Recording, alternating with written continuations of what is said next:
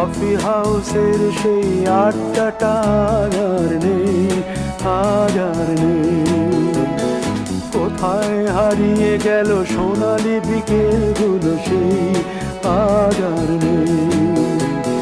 লা লা লা লা লা লা লা লা লা লা লা লা লা লা।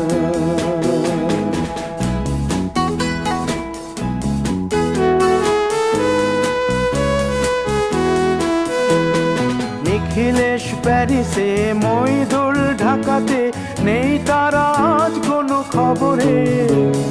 গ্র্যান্ডের গিটারিস্ট গোয়ানিজ ডিসুজা ঘুমিয়ে আছে যে আজ কবরে।